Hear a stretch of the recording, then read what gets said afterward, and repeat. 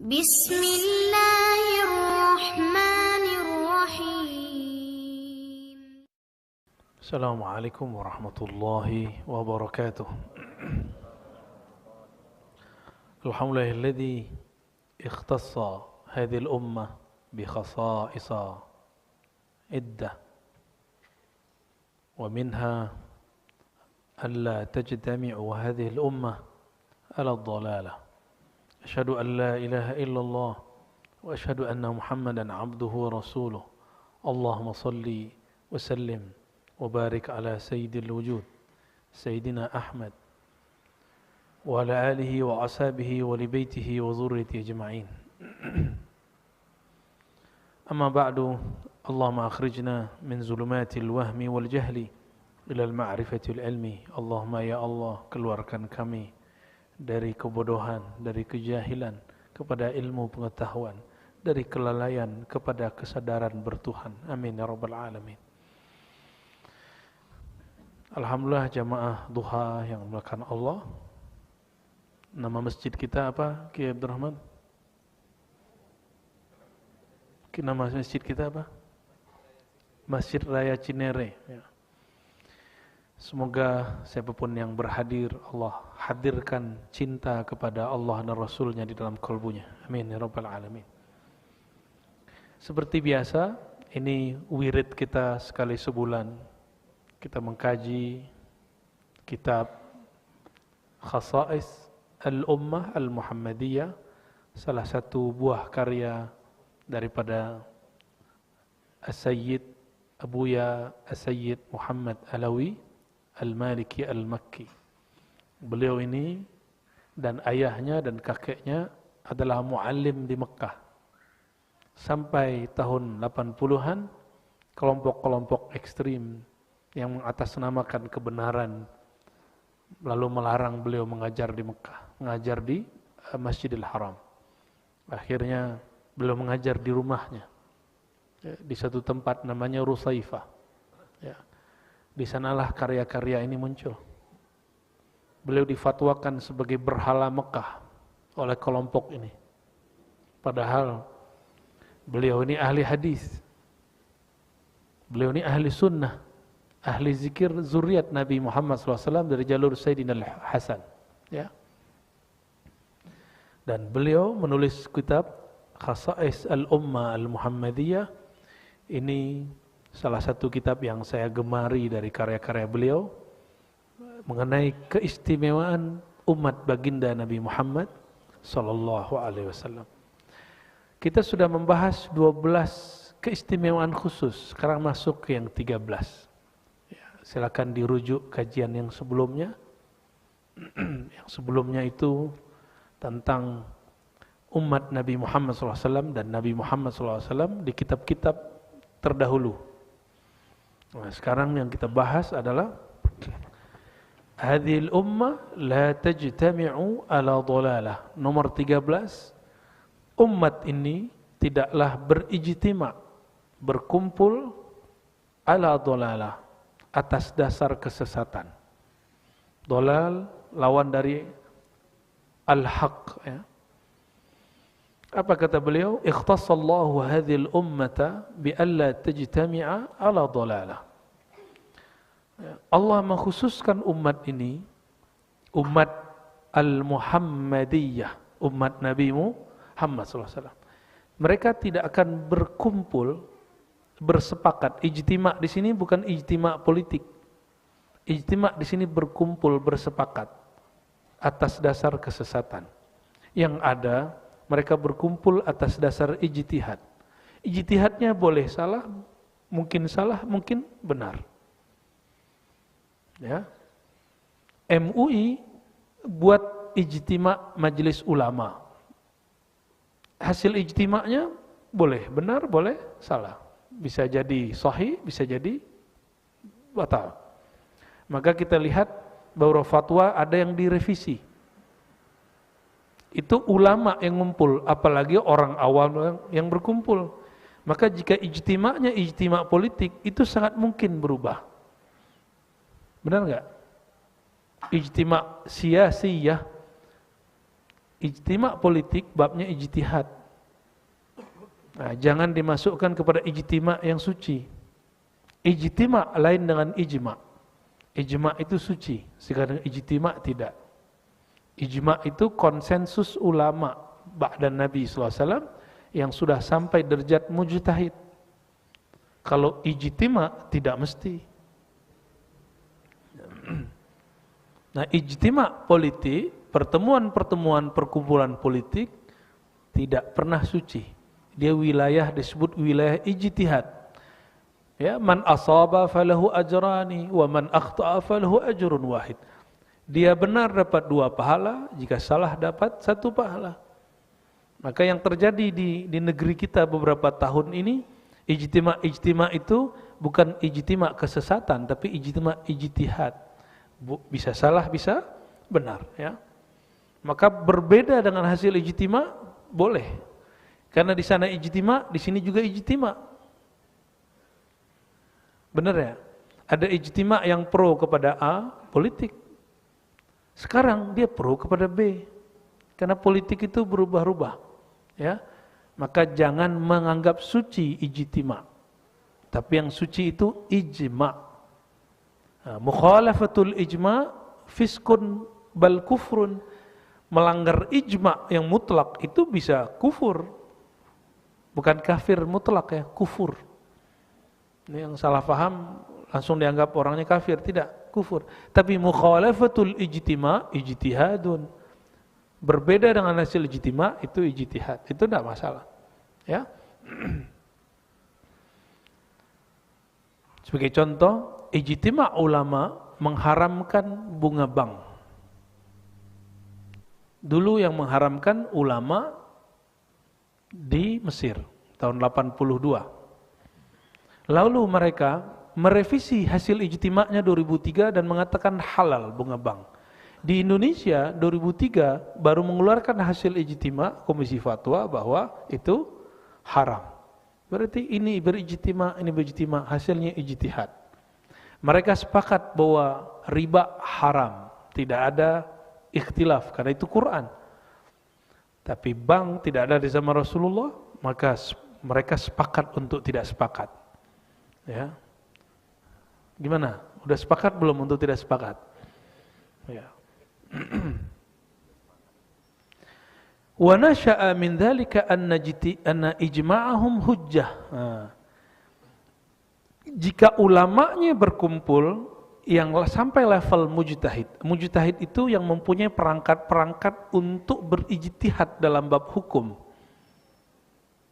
Contoh, ketika ada orang sakit, apakah semua terapis boleh mengeluarkan dia hasil diagnosa? Tidak boleh. Harus dokter, dokternya spesialis, tidak boleh dokter umum. Dokter umum belum boleh, apalagi terapis. Dokter spesialis nggak cukup 1, mesti dia kolektif, berkumpul beberapa, minimal 2 dokter. Seperti itu. Dalam agama kita sama. Jika yang berkumpul cuma ustadz-ustadz, ulama-ulama, ijtima'. Jika yang berkumpul ahli ijtihad, namanya ijma'. Ulama kita sekarang sadar mereka tidak sampai pada derajat ijtihad, maka mereka cukup buat namanya ijma' kolektif. Dan itu boleh diganti. Ijma' kolektif itu bukanlah ijma', ya, kesepakatan hanya sekelompok. Mungkin sekelompok yang lain berlainan. Dan saya mengajak teman-teman, saudara semua, ayo kita dewasakan beragama. Cara beragama kita dewasa. Ciri-ciri orang yang sudah dewasa dalam beragama, siap berbeda tanpa perlu benci. Karena ukhuwah persaudaraan kita bukan berdasarkan kelompok dan faham. Ukhuwah kita berdasarkan iman. Lainnya, jadi boleh beda faham, tapi iman jangan lain. Nah, kebanyakan kita tidak siap berbeda faham, akhirnya beda faham dianggap beda iman. Jangankan bab politik, cuma beda masalah jenggot tidak jenggot, celana tidak celana, maulid dan tidak maulid, itu sudah menganggap beda agama. Itu kacau sekali itu, ya. terjebak ya dalam memahami teks keagamaan. Ijma'uhum hujjah. Ijma'ahum hujjah. Jika ulama mujtahid, jadi mujtahid itu boleh disebut ulama spesialis hukum, bersepakat, kesepakatannya menjadi hujjah dalil. Tapi kalau cuma ustadz, ulama-ulama, kiai-kiai biasa, ya, walaupun dia masyhur, tapi dia belum sampai derajat mujtahid, dan di Indonesia kan belum ada yang betul-betul sampai derajat mujtahid mutlak. Yang ada mujtahid juz'i. Jadi mujtahid itu ada dua, secara umum, kan ada bagiannya mutlak, muqayyad, mazhab. Kita itu pembahasan ahli fikih dan usul fikih. Saya berikan yang mudah untuk kita yang awam. Bahwa mujtahid itu dua, ahli ijtihad itu dua. Kulli, semua mutlak, yang kedua juz'i. Misalnya gini, ada orang yang dia hanya pakarnya bab zakat, dia boleh berijtihad dalam bab zakat. Ada yang pakarnya hanya di bidang haji, dia boleh berijtihad di bidang haji. Yang sudah pulang haji, itu tempat Mina. Mina kan dulu ada apa? Ada bukit. Sekarang tidak ada bukitnya. Apakah masih sah disebut mas'a atau mauqif? Tempat sa'i dulu kan betul, ini bukit, ini bukit. Nah, begini. Sekarang bagaimana? Sudah dibuatkan lantai. Orang yang ahli ijtihad itu mereka bertengkar bertahun-tahun. Saya masih ingat guru saya terlibat di situ. Ketika awal-awal sa'i itu dibangunkan itu. Siapa yang mampu? Ahli ijtihad, tapi dia tidak mutlak, dia pakar khas haji. Ada yang ijtihad dalam bab fikih muamalat. Itu boleh, tidak ada masalah. Ya. Yang pasti tidak ada orang sempurna. Yang sempurnanya Allah Subhanahu wa taala. Ya. Jadi kalau ada orang beda sama kita, siapa tahu dia punya kesempurnaan yang lain yang kita tidak punya. Kapan orang marah jika ada orang berbeda? Karena dia merasa benar dan merasa sempurna. Ya. Bi anna ikhtilafahum rahmah. Nah, antum sudah bisa begitu belum? Sepakatnya jadi hujjah dalil, berbedanya jadi rahmat. Begitu enggak? Ini baru beda 01 02 sudah enggak rahmah. Sudah kata-kata kasar. Gimana antum mau beda bab tentang haji? Baru bab pilihan politik sudah enggak sukses. Benar enggak? Ya. Kita sudah saksikan bertahun-tahun di negeri kita. Selama bertahun-tahun itu orang gagal menjadikan beda itu rahmat. Itu baru bab politik. Politik itu turunan bambu amalat. Fikih ibadah, bawahnya fikih muamalat, di bawahnya baru fikih kecil, namanya fikih siasa. Dalam ibadah, boleh enggak kita beda kaifiat, beda pilihan? Satu fikih Syafi'i, satu fikih Hanafi, boleh? Kenapa dalam siasah politik tidak boleh? Dan betapa indahnya ada ulama yang tidak membolehkan qasar, itu Imam Malik, hanya boleh jamak. Bukan jamak juga, qadha, enggak ada jamak, enggak ada qasar, kecuali musim haji dan umrah. Jadi Imam Malik hanya membolehkan saat haji dan umrah boleh jamak qasar. Namanya illatun nusuk. Asbab bolehnya jamak qasar itu karena sedang manasik haji dan umrah. Bukan manasik bahasa Indonesia, latihan haji umrah. Manasik bahasa Arab itu praktek langsung di sana, itu manasik. Namanya illatun nusuk. Ya. Motifnya adalah ada praktek haji umrah. Itu yang membuat boleh di jamak iya, qasar iya. Dua rukhsah, dua ringan dicampung. Digabung sholat itu namanya jamak, itu keringanan. Udah digabung, diringkes, 4 jadi 2. Berarti ada 2 keringanan, 2 rukhsah diambil. Yang mengatakan itu hanya khusus haji, itu Imam Malik. Tapi muridnya Imam Syafi'i, enggak. Boleh gabung di mana saja, yang penting safar, ada keberatan, ada masalah di jalan, maka boleh jamak, boleh. Jadi ini ulama beda. Kita tinggal pilih. Nggak nyaman dengan jamak, ambil qasar. Tidak nyaman dengan hanya qasar, ambil jamak qasar. Itu kan gampang. Dalam cara sholat pun kita boleh beda. Kenapa dalam cara berpolitik tidak boleh beda? Ya. Ternyata orang-orang tuh lebih diktator dalam politik daripada sholat, ya, daripada ibadah. Ini rumus. Ijma'uhum rahmah, ijma'uhum hujjah, ikhtilafuhum rahmah. Mereka sepakat itu jadi dalil, mereka berikhtilaf, berbeda pendapat, itu jadi rahmat. Siapa yang berbeda? Tentu yang mengerti tentang rahmat itu sendiri. Mau ngulangin lagi nggak kayak kemarin? Beda nomor pilihan presiden, calon presiden terus tengkar. Mau begitu lagi nggak? Mengulang, ya, tutup pengajian kita semua. Ya, saya yang pertama tutup nanti. Cukuplah, itu menyisakan trauma. Ya. Fakana ikhtilafuhum min qablihim azaba. Dulu umat terdahulu beda, itu perbedaannya jadi azab. Inilah yang diabadikan kelompok Khawarij. Yang diabadikan kelompok Khawarij. Khawarij itu ciri-cirinya satu. Jadi dulu Khawarij ada namanya Muhakamah Al-Kubra. Kelompok ini dia mengatakan Sayyidina Ali ini kenapa terima hasil diplomasi? Diplomasi antara orangnya Sayyidina Ali dengan orangnya Sayyidina Muawiyah, yaitu Abu Musa al-Asy'ari dan Ibn Amr, ya, Abdullah bin Amr bin As. Ini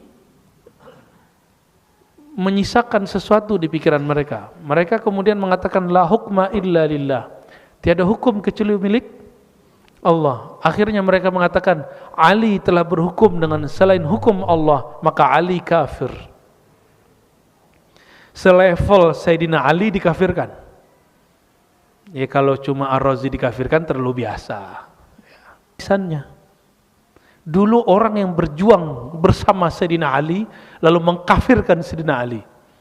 Maka antum jangan heran nanti itu akan terjadi pada ulama-ulama kita masa depan. Murid lalu mengkafirkan gurunya, nanti terjadi. Pengikut lalu mengkafirkan imamnya, nanti terjadi. Mungkin sudah mulai terjadi. Ya. Lalu mereka buat kelompok. Dari Muhakamah Al-Kubra nanti ada muncul kelompok fulan, banyak sekali. Jadi ketika mereka buat kelompok baru, si imamnya berbeda lagi dengan panglimanya, panglimanya buat kelompok lagi. Si ini beda lagi dengan kelompok komandannya buat lagi. Begitu terus. Akhirnya Khawarij itu kelompok yang pecahannya berlanjut sampai hari ini. Antum coba lihat kelompok-kelompok teroris transnasional seperti Al-Qaeda. Ya, dulu Jamaah Islamiyah, Daulah Islamiyah, terus pecah jadi apa, pecah jadi apa, pecah jadi apa. ISIS pecah dari Al-Qaeda. Ya kan? Di Indonesia pecahan-pecahannya banyak lagi. Sehingga kita melihat, jadi bom-bom yang kita lihat kemarin, itu mereka berdiri sendiri, satu di sini, satu di sini. Mereka nggak saling kenal. Yang di Bali sendiri, masih ingat yang di Bali? Ya, itu mereka sudah terpisah lagi dengan kelompok yang mana. Begitu yang kita dapat laporannya di buku-buku dan dari pakar-pakarnya. Ya, oh dulu saya pendukung itu, bom aja tuh Bali. Ternyata setelah belajar kitab akidah, ya, tidak boleh menyerang orang yang belum didakwahi. Dan membunuh itu yang mati kan ada muslim. Membunuh seorang muslim, seorang jiwa sama dengan membunuh semua manusia. Mau dapat bidadari 72 yang dibunuh dia bukan sesuatu yang dia dakwahi. Itu aneh. Itu aneh bagi saya, ya.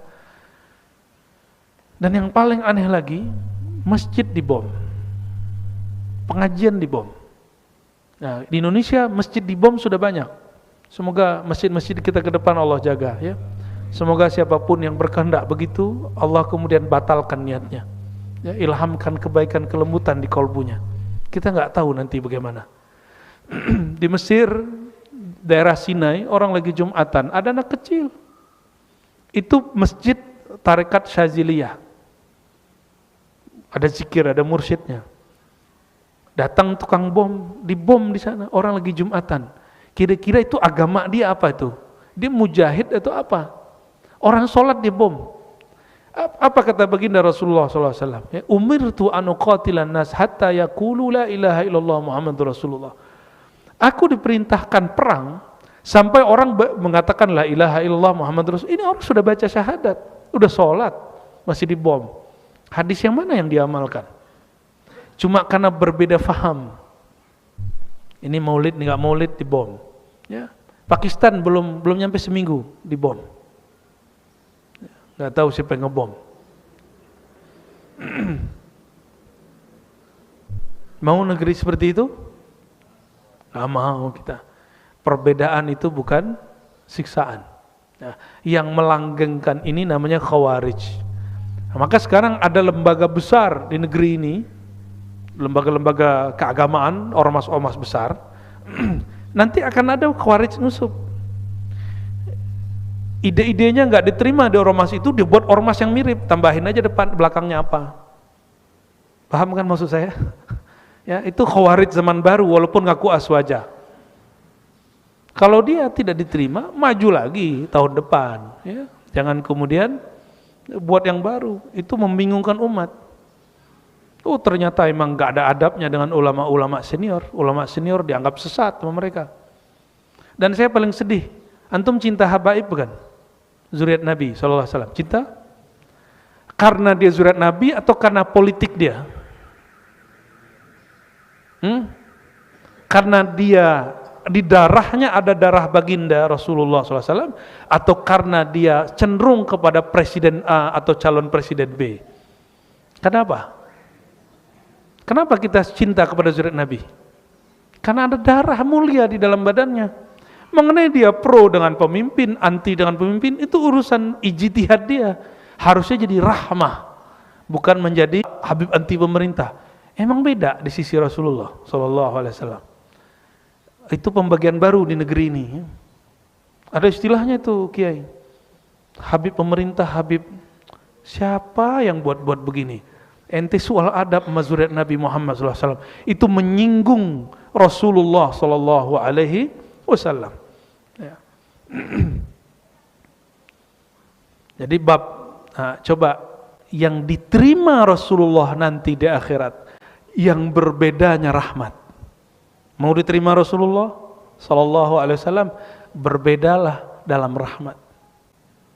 Ya, ini cuma bab Sayyidina aja udah nggak beres ya.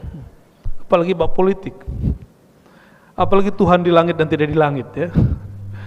Akhraja Ahmad wa Tabarani an Abi Basrah Al-Ghifari radhiyallahu ta'ala anhu an Rasulillah sallallahu alaihi wasallam qala sa'altu Allah ta'ala alla yajma' ummati ala dhalalah. Nabi sallallahu alaihi wasallam berdoa agar umatku tidak bersepakat dalam kesesatan. Fa'ataniha, lalu Allah memberikan aku hal itu. Berarti ciri umat Nabi Muhammad yang diterimanya hari ini apa? Umatku tidak bersepakat untuk kesesatan. Yang kedua, wa sa'altuhu alla yuzhira alaihim aduwwa fa'ataniha. Aku berdoa agar Allah Ta'ala la yuzhir alaihim, tidak menzahirkan pada mereka yang berkumpul itu aduwwa, ya, musuh. Maka Allah memberikannya. Maksudnya dalam ijtima'nya itu, perkumpulannya itu, mereka ketika ada yang berbeda, dia tidak bermusuhan. Dia tidak bermusuhan. Maka ciri-ciri ummah rahmah, umat Nabiur Rahmah, ketika berbeda tidak benci. Ya, dan orang begitu kok nggak banyak. Ya, agak heran kita. Ya. Wa akhrajal Hakim an Ibni Abbas radhiyallahu ta'ala anhuma anin Nabi sallallahu alaihi wasallam qala la yajma'u Allahu ummati 'ala ad-dhalalati abada. Kata baginda Nabi Muhammad SAW, umatku tidak akan pernah berkumpul untuk melakukan kesesatan. Keliru mungkin, sesat tidak. Bisa bedakan? Keliru mungkin, sesat tidak. Abadan, ini garansinya, selama-lamanya. Hadis ini tidak disukai oleh kelompok yang ekstrim. Kata mereka ini hadis dhaif. Jadi mereka mengatakan nggak ada ceritanya. Yang ada, bawakan surah Al-An'am. Jika engkau mengikuti kebanyakan manusia, mereka akan menyesatkan engkau. Lah itu ayat tentang musyrik, bukan ayat untuk sesama mukmin. Nah, inilah bahaya kelompok Khawarij zaman now, disebut Neo Khawarij. Menggunakan ayat untuk orang kafir musyrik lalu dipraktekkan kepada sesama muslim. Sudah terjadi pada hari ini, ya. Wa akhraj Syekh Nasr Al-Maqdisi fi kitab Al-Hujjah qala Rasulullah sallallahu alaihi wasallam ikhtilafu ummati rahmah. Ini riwayat tidak sampai derajat sahih, cuma ulama kita sepakat mengatakan maknanya benar. Imam Ibnu Asakir juga sebutkan dalam beberapa kitabnya, ikhtilafu ummati rahmah. Umatku berbeda pendapat, itu rahmah. Lalu di kitab Al-Qushairi, Imam Abu Yazid dinukilkan dari beliau mengatakan, yang berbeda itu ulamanya, ikhtilafu ulama'i ummati. Jika yang berbeda itu ulama, baru rahmah. Kalau yang berbeda orang awam, tapi dianggap ulama, itu tidak rahmah. Paham?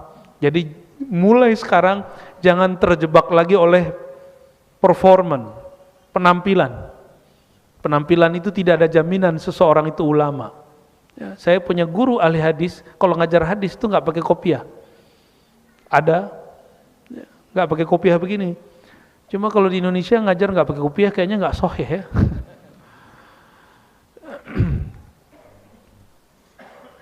Wa hadzal hadis rawahu aidan ad-Dailami fi Musnad al-Firdaus an Ibnu Abbas marfu'an, ya. Ini hanya menjelaskan tentang sumbernya.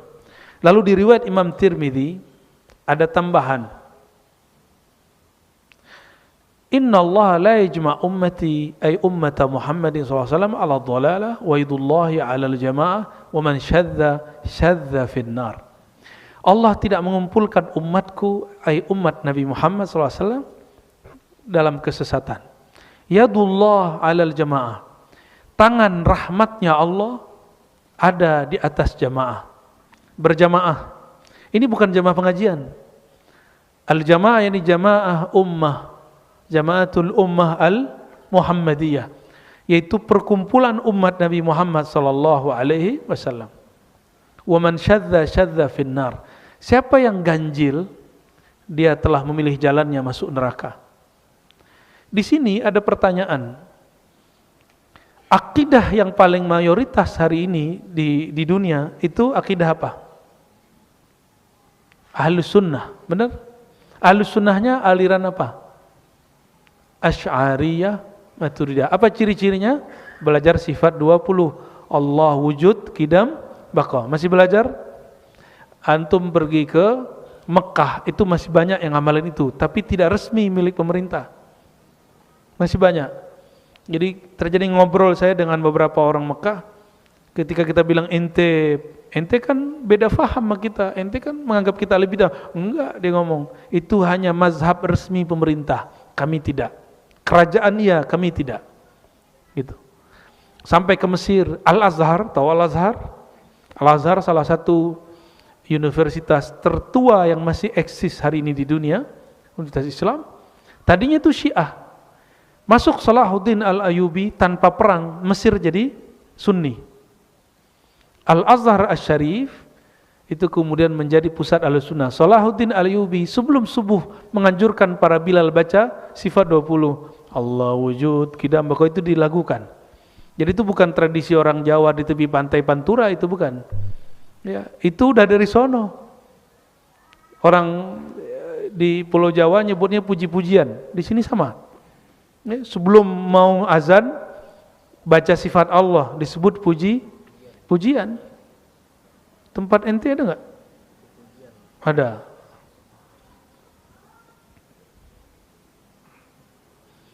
Artinya apa? Mayoritas umat Islam, sampai ada seorang ulama di Saudi pun mengakui mayoritas umat Islam 90% fa akthar, 90% lebih itu Ahlus Sunnah wal Jamaah manhaj Imam Asy'ariyah. Kelompok ini dianggap oleh kelompok yang sekarang merasa paling benar itu kelompok sesat. Loh, berarti 90% umat Islam sesat dong.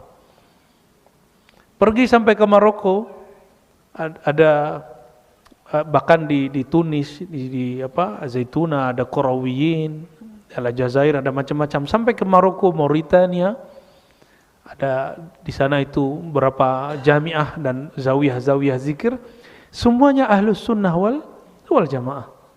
Di India itu ada suatu madrasah tua, semoga nanti yang berihlah ke India, jangan hanya ke Mumbai ketemu Shahrukh Khan, cari orang sarungan. Ya, itu nama madrasahnya Doibandi.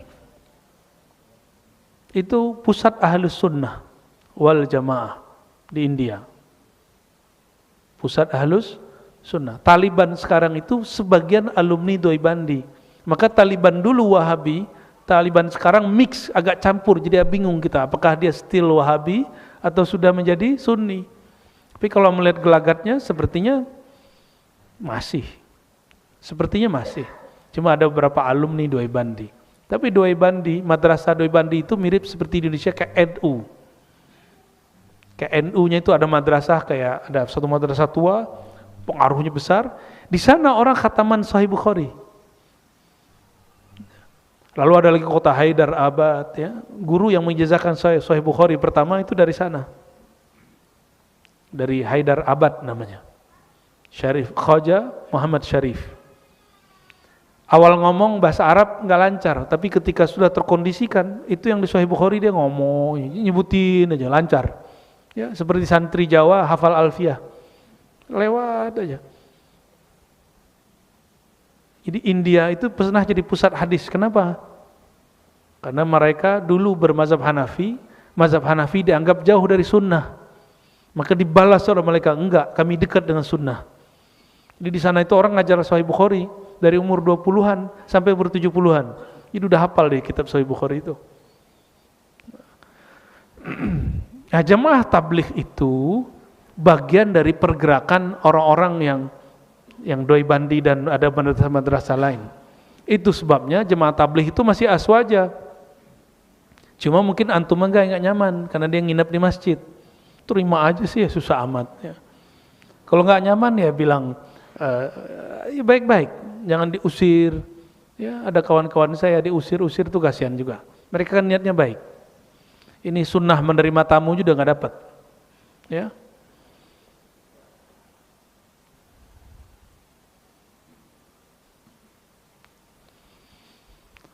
Mulai dari ujung Maroko, Tonja sampai Indonesia, Jakarta, ya, semuanya bermanhaj akidah Ahlus Sunnah Asy'ariyah Maturidiyah. Ya. Ini ada sahib saya, Dr. Fala, ntar lagi wisuda, amin. Orang Buton. Di Buton itu ada keraton, ada manuskrip ditulis oleh para ulama yang juga sultan-sultan, itu menulis sifat 20. Jadi sampai ke timur sana, ujung negeri kita, sampai ke Ambon, sampai Papua, itu mereka belajar sifat 20. Kalau ada orang hari ini mengatakan belajar sifat 20 bid'ah, sesat, berarti antum sudah sama dengan menyesatkan pendahulu. Ya.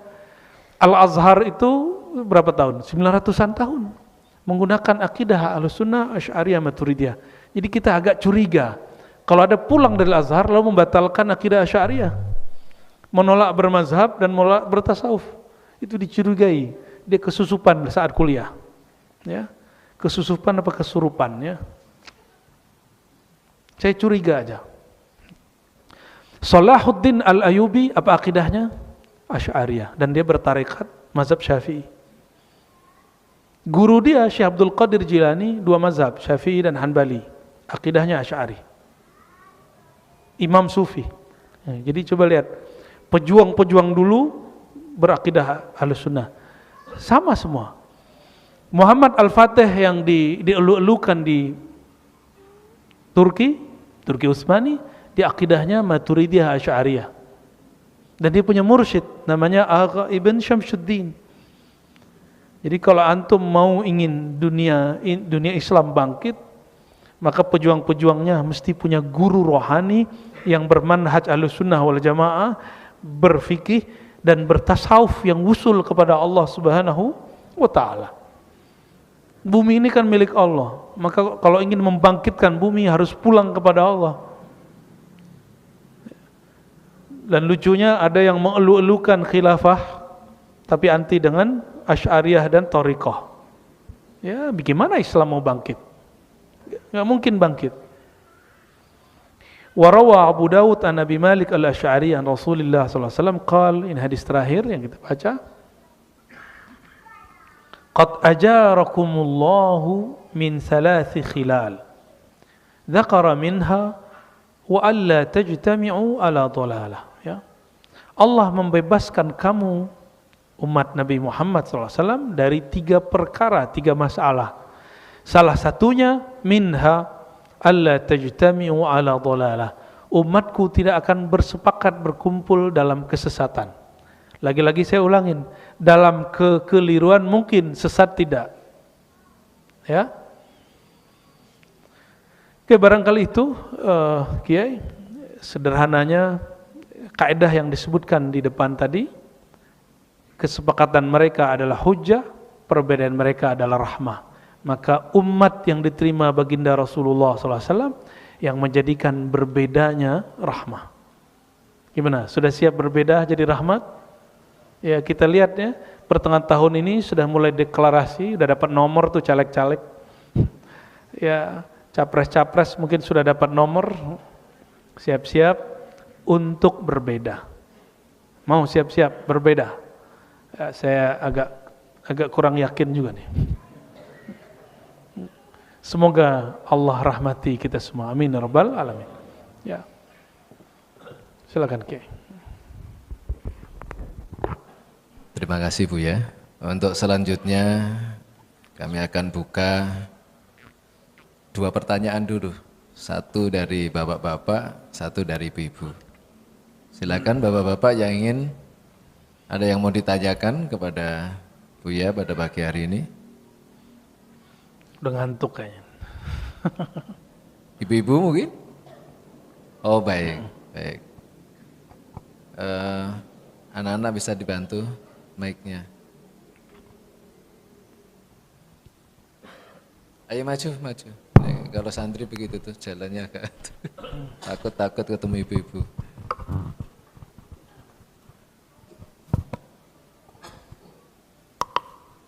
Assalamualaikum warahmatullahi wabarakatuh, Buya. Assalamualaikum.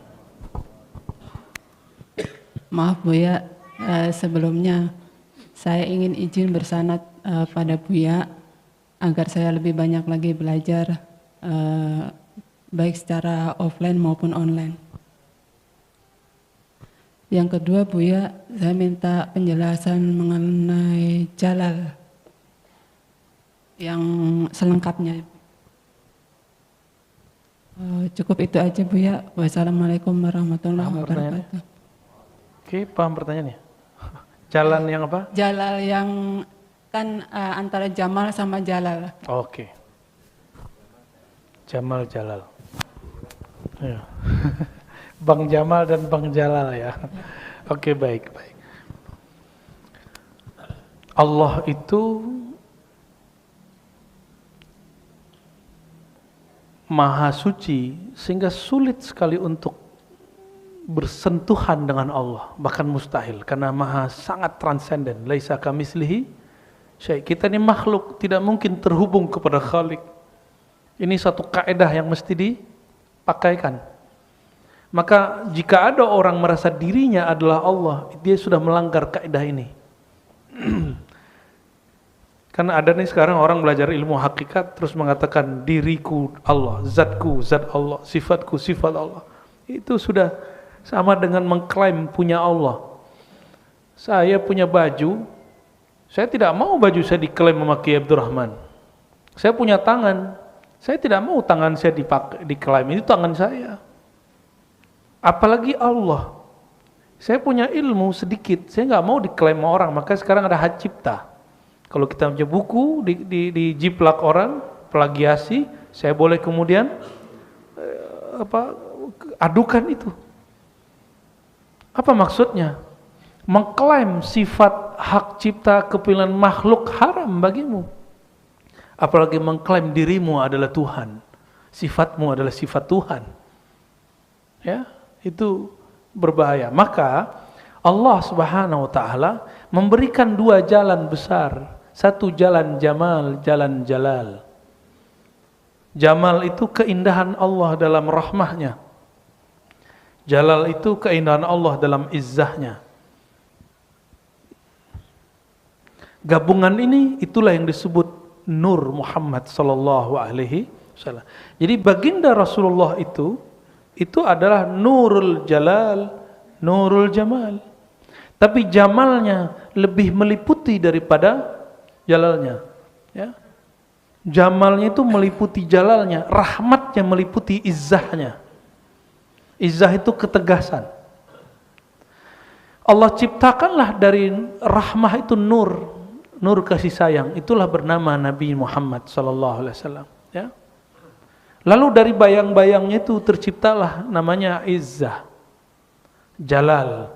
Itulah dari situ syaitan tercipta, iblis tercipta, orang-orang jahat tercipta.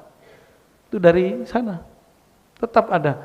Maka pemimpin kejahatan di alam semesta yang bernama Azazil tetap berdoa kepada Allah bukan dengan birahmatika. Kalau Nabi Muhammad berdoa birahmatika, dengan rahmat engkau ya Allah.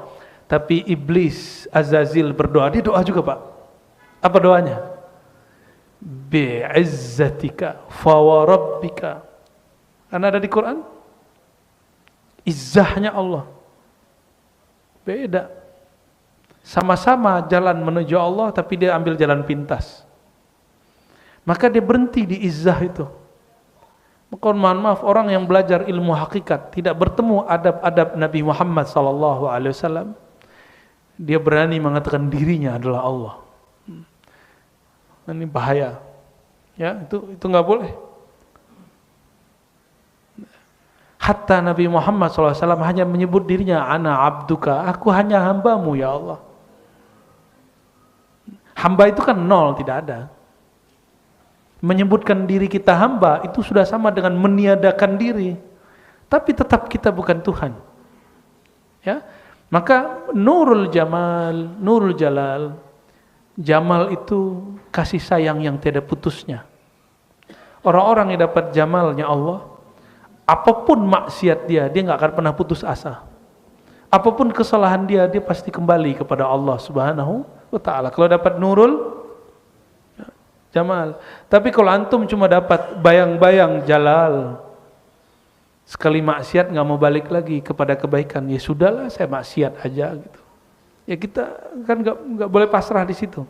Masa lalu, masa depan lain cerita. Oke, jadi Al-Jamal dan Al-Jalal itulah nur Nabi Muhammad SAW. Maka jalan Nur Muhammad itu cuma satu, mempelajari sirah Nabi Muhammad SAW. Maka saya sekarang lebih banyak kajian sirah Nabi, ya nanti Sahih Muslim, nanti kita mau aktifkan lagi di Bintaro kajian Sahih Muslim insyaallah. Ya silakan gabung nanti malam-malam hari kitab Sahih Muslim. Mungkin dulu ada yang sudah ikut, kita off-kan beberapa bulan, berbulan-bulan malah ya. Nanti mungkin kita hidupkan lagi, mungkin sekali sebulan. Insya. Jadi jalan menuju memahami Al-Jalal Jamal itu cuma menjalani, membaca sirah Nabi, jalan hidup Nabi sallallahu alaihi wasallam. Dan tidak semua kitab sirah mengerti bab Nur Muhammad sallallahu alaihi wasallam. Maka tidak semua kitab sirah Nabi saya rekomendasikan. Semoga ke depan teman-teman penerjemah, banyak kawan-kawan kita menerjemah kitab Asy-Syifa bi Huquqil Mustafa yang nanti sore ada kajiannya. Tapi antum live aja, ya. Itu terbatas, tidak banyak, cuma beberapa orang yang datang. Kita akan memahami Nabi Muhammad SAW jamalnya. Jadi banyak-banyak belajar sirah Nabi menurut versi orang yang belajar nur, bukan yang hanya belajar nar. Ya. Jadi belajar sirah malah ujung-ujungnya nyala-nyalain orang, itu nar itu. Ya. Kita nggak begitu. Thariqah kita, manhaj kita nggak begitu. Ya. Khalas. Udah. Cukup ya? Cukup, mungkin barangkali Bapak-Bapak sekalian. Oh, ada Bu ya. Oke. Satu. Okay.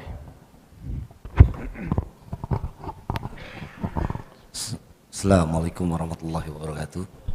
Assalamualaikum warahmatullahi wabarakatuh. Bu ya, izin nanya untuk masalah perbedaan antara kesesatan sama kekeliruan. Itu aja sih sebenarnya.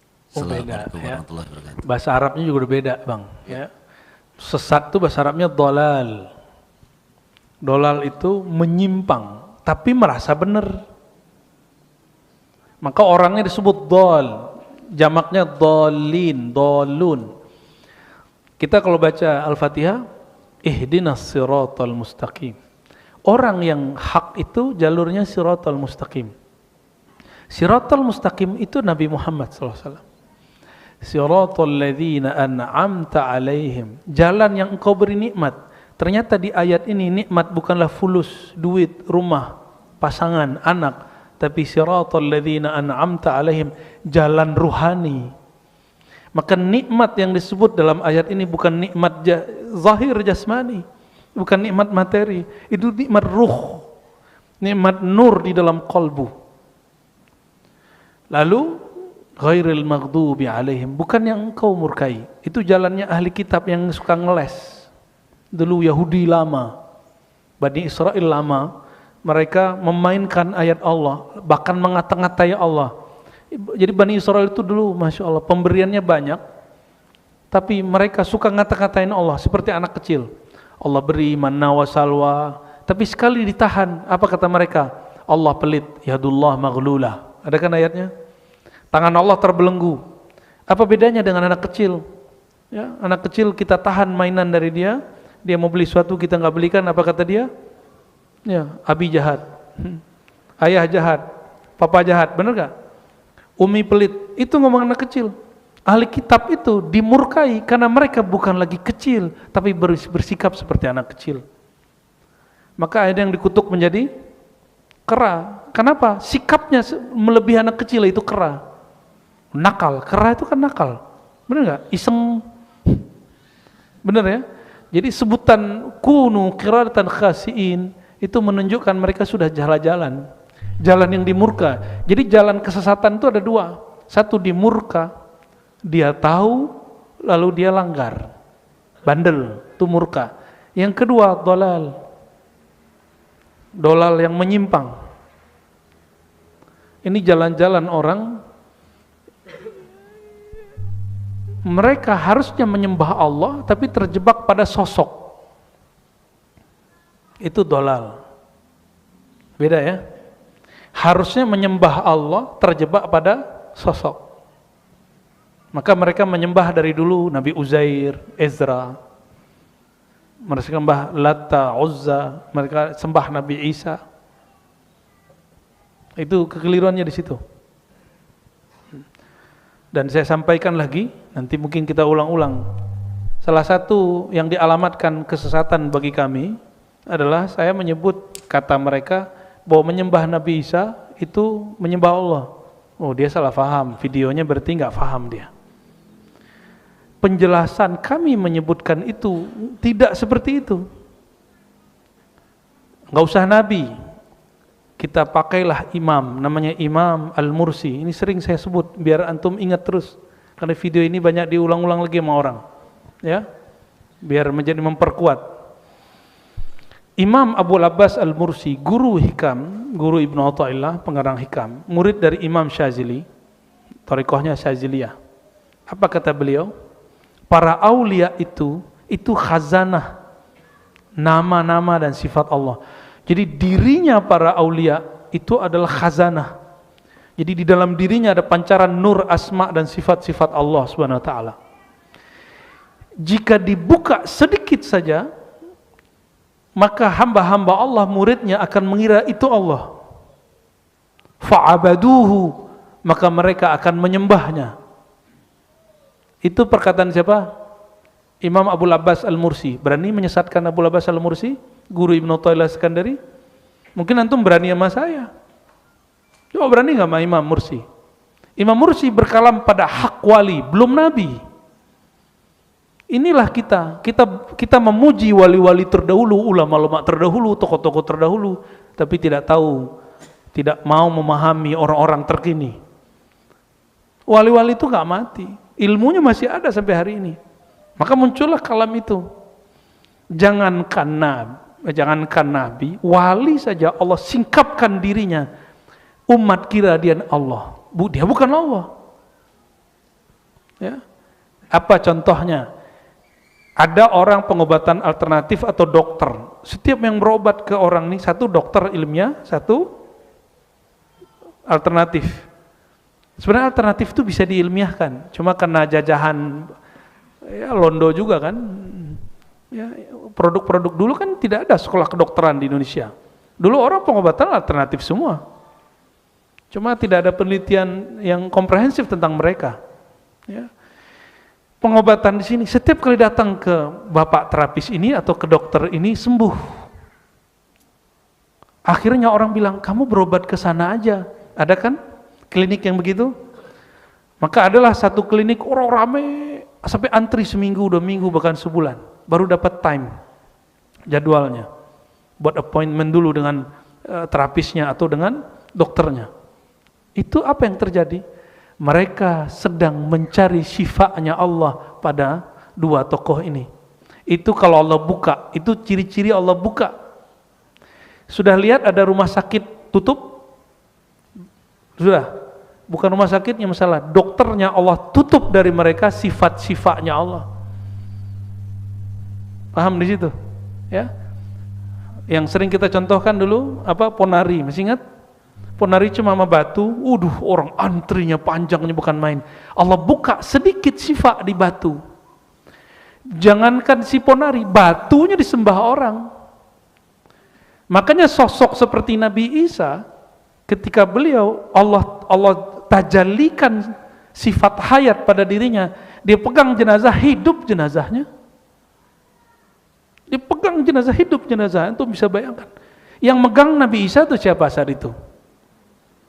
Kalau Nabi Isa nggak bisa menghidupkan, tapi ketika Allah tajallikan, manifestasikan, Allah pantulkan sifat hayatnya pada Nabi Isa, maka dia menghidupkan. Orang-orang kira Nabi Isa lah Tuhan.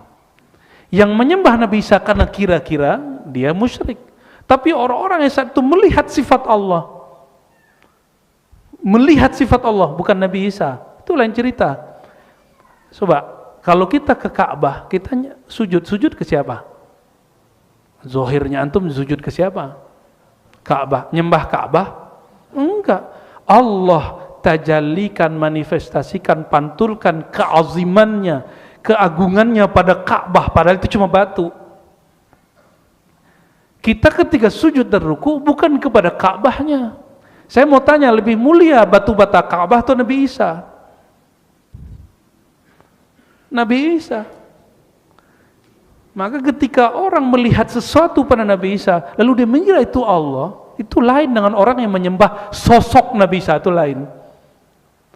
Antum sholat, di depan ada orang, itu nyembah orang itu enggak? Kan enggak. Beda dengan orang yang benar-benar menyembah orang itu lain. Itu yang disalahfahami. Ya.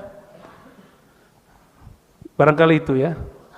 Semoga Allah Subhanahu wa taala memberkahi kita semua, memberkahi yang hadir, dan juga menjaga keistiqomahan kami. Doakan saya dan teman-teman yang berkhidmat, semoga Allah mengampuni dosa-dosa kami, menutupi kekurangan kami, menutupi aib-aib kami di sisi Allah dan sisi makhluknya. Amin ya rabbal alamin.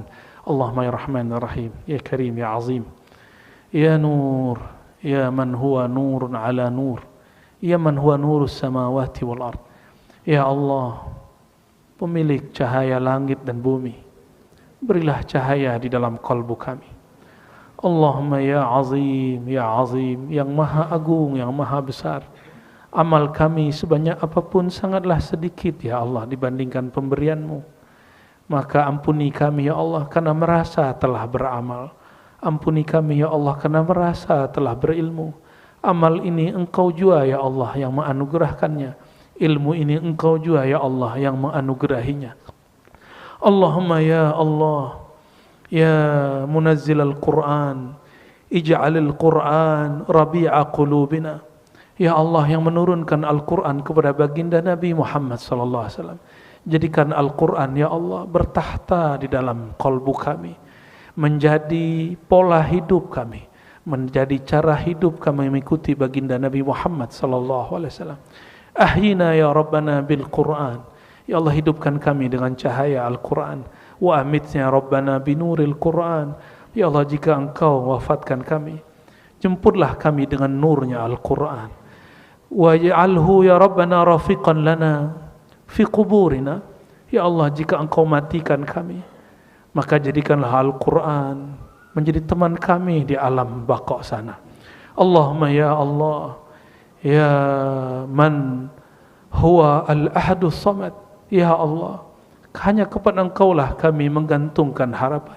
Ampunkan dosa yang tersembunyi dalam relung hati kami, yang masih menggantungkan harapan kepada orang terdekat kami, kepada orang tua, kepada guru, kepada pasangan, kepada kawan, kepada anak, kepada siapapun selain Engkau. Detik ini ya Allah izinkan kalbu kami dapatkan nur as-samad-Mu, nur bahwa kami hanya menggantungkan harapan kepada Engkau, tapi tetap menjalankan adab dan mengambil asbab di dunia ini. Allahumma rabbana atina fid dunya hasanah wa fil akhirati hasanah wa qina adzabannar warzuqna as-sahadah sa'adataha fid darain birahmatika ya arhamar rahimin walhamdulillahi rabbil alamin. Demikian dari kami, mohon maaf. Wabillahi taufiq wal hidayah. Wassalamualaikum warahmatullahi wabarakatuh.